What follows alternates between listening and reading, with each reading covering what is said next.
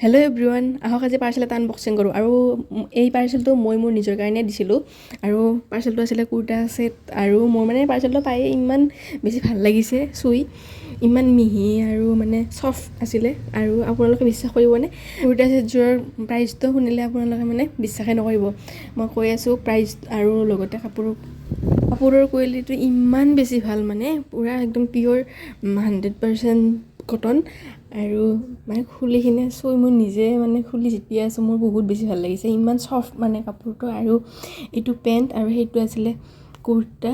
আৰু এই পেণ্টটো এনেকুৱা মানে বগা তেনেকৈ আছে। আৰু ইয়াতে অলপমান বুকুত ডিজাইন আছে কুৰ্তিটোৰ। আৰু ৰ'ব, মই আপোনালোকক ভালকৈ দেখাই দি আছোঁ। এয়া চাওক, এইটো কুৰ্তাটো আৰু এই বুকুত অকণমান ডিজাইন আছে। আৰু প্ৰাইচটো জানেনে কিমান? প্ৰাইচটো 155, অনলি 155ত মই মানে এই কুৰ্তাটো পাইছিলোঁ, মানে অফাৰ প্ৰাইচত। তাৰ কাৰণে মই দিছিলোঁ আৰু অৰ্ডাৰ। আৰু মানে ধুনীয়াকৈ হৈছে, বহুত বেছি দীঘলো হোৱা নাই, মানে কাটিবলগা হোৱা নাই। মোৰ মানে কাপোৰবোৰ কেতিয়াবা জোখত দিলে দীঘল আহে কুৰ্তিটো, মই যিহেতু মানুহজনী অকণমান চাপৰ, আৰু কাটিবলগা হোৱা নাই, ধুনীয়াকৈ হৈছে পূৰা।